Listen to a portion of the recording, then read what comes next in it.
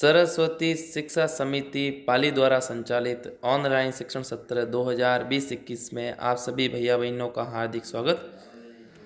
कक्षा 8वीं विषय गणित के पिछले भाग में हमने 12वीं प्रणाली घात और घातांक का अध्ययन प्रारंभ किया था, परंतु माध्यमिक शिक्षा बोर्ड के पाठ्यक्रम के अनुसार उस अध्याय को हटा दिया गया है। तो हम अब आज से वापस पुनः नए अध्याय का अध्ययन प्रारंभ करने वाले हैं। हम 11वीं प्रश्नावली क्षेत्रमिति का अध्ययन आज प्रारंभ करेंगे। तो क्षेत्रमिति का तात्पर्य क्षेत्रफल से है, तो हम इस अध्याय में क्षेत्रफल और परिमाप के बारे में पढ़ेंगे। तो इसके लिए पहले आपको इस प्रश्नावली संबंधी कुछ महत्वपूर्ण तथ्यों की जानकारी करवाना आवश्यक है।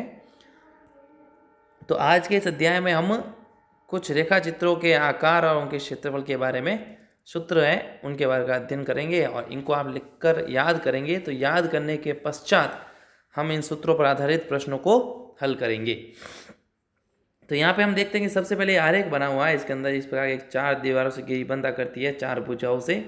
तो इस प्रकार की आकृति को हम कहते हैं आयत। आयत का तात्पर्य है ऐसा बहुभुज या ऐसा चतुर्भुज जिसके अंदर आमने सामने की भुजाएं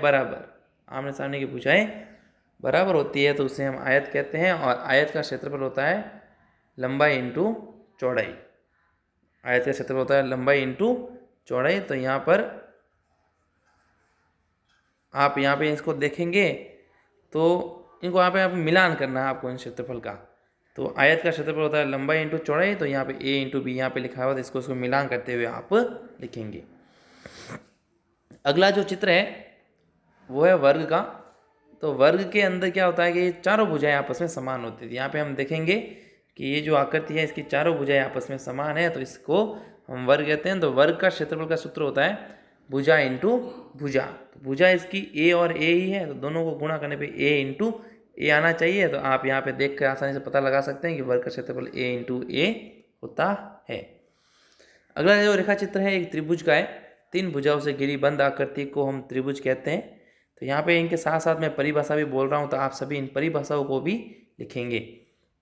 तो 3 भुजाओं से घिरी बंद आकृति को त्रिभुज कहते हैं। अब त्रिभुज के अंदर एक भुजा ये इसका आधार है, तो आधार हो गया सामने वाली शीर्ष से इसकी दूरी, सामने वाले शीर्ष से इसकी दूरी यहाँ से यहाँ तक ये इसकी ऊंचाई कहलाती है। तो त्रिभुज का जो क्षेत्रफल का सूत्र होता है वो होता है 1/2 इंटू आधार इंटू ऊंचाई। इस वाले भुजा को हम कहेंगे आधार। तो आधार इंटू ऊंचाई इसका सूत्र होता है। तो यहाँ पे देखेंगे 1/2 इंटू आधार इंटू ऊंचाई, इसको इससे मिलान करेंगे। अगला जो यहाँ पे दिख रहा है आपको एक समांतर चतुर्भुज का है, जिसके अंदर आमने सामने की भुजाएं समान होती है। तो समांतर चतुर्भुज के अंदर एक आधार है और ये इसकी ऊंचाई दे रखी है। तो समांतर चतुर्भुज का क्षेत्रफल का सूत्र होता है आधार इंटू ऊंचाई। तो आधार इंटू ऊंचाई यानी b इसका आधार है और h इसकी ऊंचाई है, तो इसको हम इसके मिलान करके इसका सूत्र लिखेंगे। अंतिम जो दे रखा है एक वृत्त की आकृति है। तो वृत्त की आकृति के अंदर केवल वृत्त में एक त्रिज्या होती है। त्रिज्या को यहाँ पे उसके b से लिखा हुआ है। तो वृत्त का क्षेत्रफल का सूत्र होता है पाई r स्क्वायर। r से तात्पर्य है त्रिज्या और यहाँ पे हमें इस त्रिज्या का नाम दे रखा है b, तो r की जगह आपको लिखना पड़ेगा b। तो इसका ये सूत्र हो गया है।